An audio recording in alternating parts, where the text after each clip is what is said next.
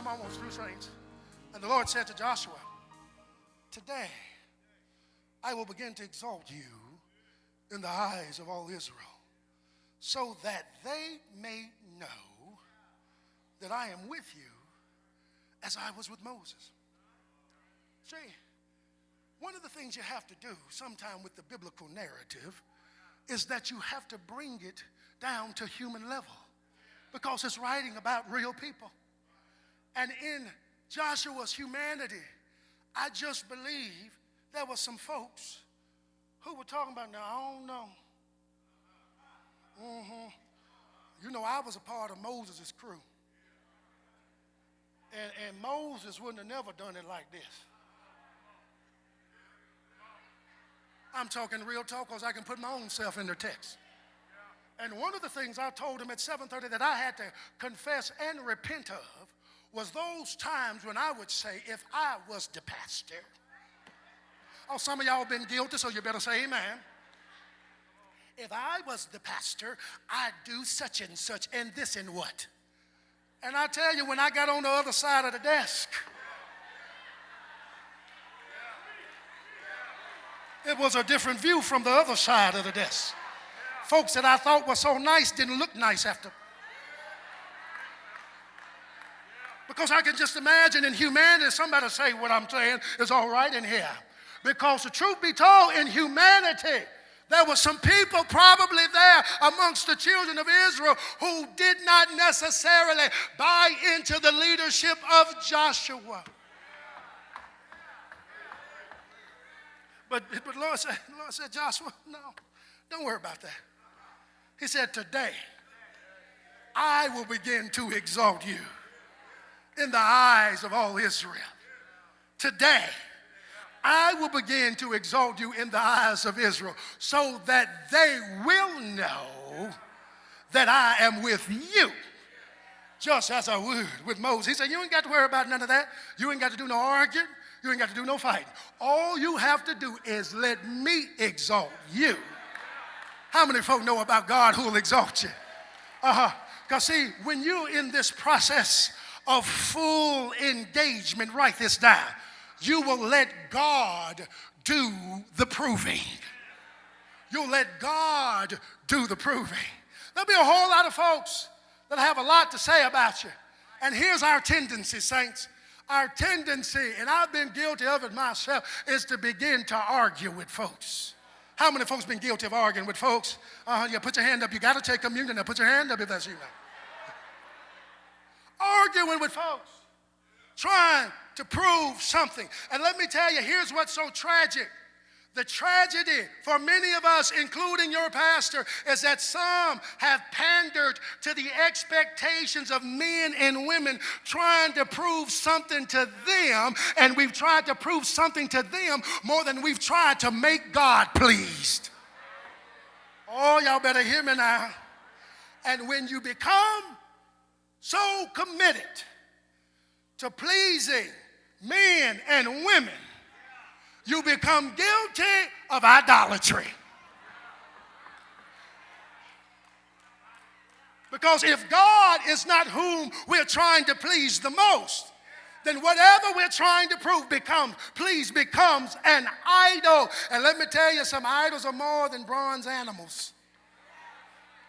If we're not careful, cars can become idols. People can become idols. Jobs can become idols. Football can become idols. Help us, Jesus. Because let me tell you something.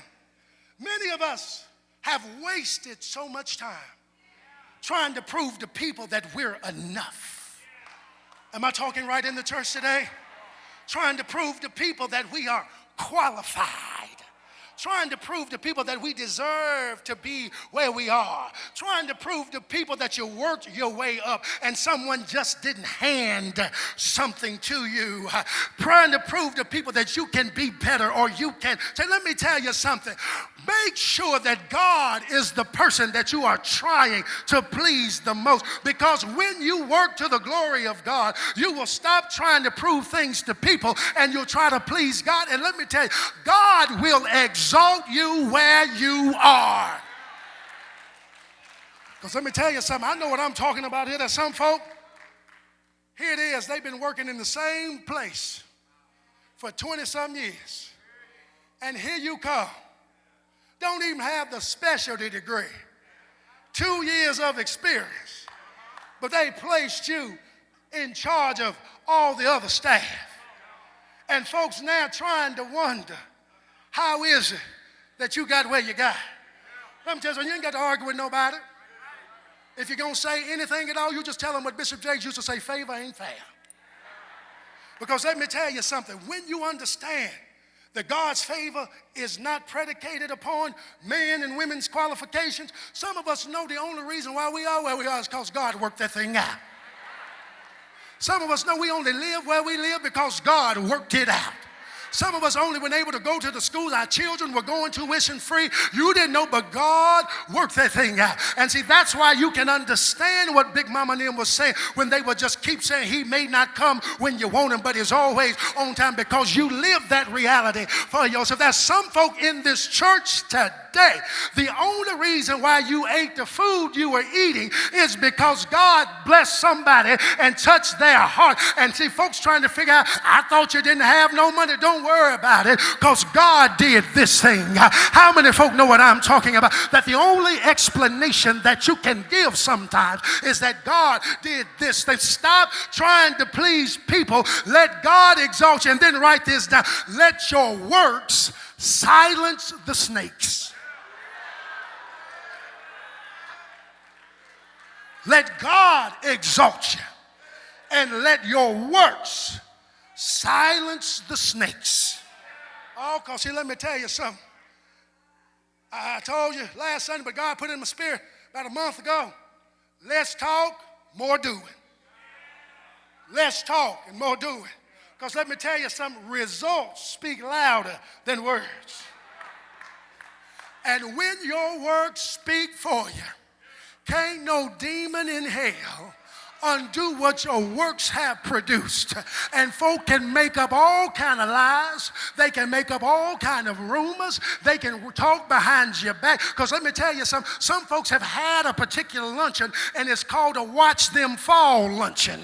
See, you didn't get invited to the Watch Them Fall because they were watching you.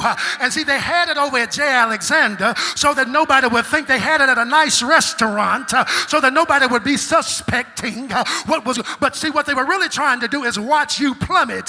But when they kept seeing your results come in, they couldn't say anything. And that's why they walk by you now on the job and just say, because they know your works have already silenced them. Stop trying to argue with crazy folk and silly people, and let your works speak volumes. In fact, tell who's ever sitting close to you, let your works speak for you. Tell somebody else, let your work speak for you. Tell one more person, let your work speak for you.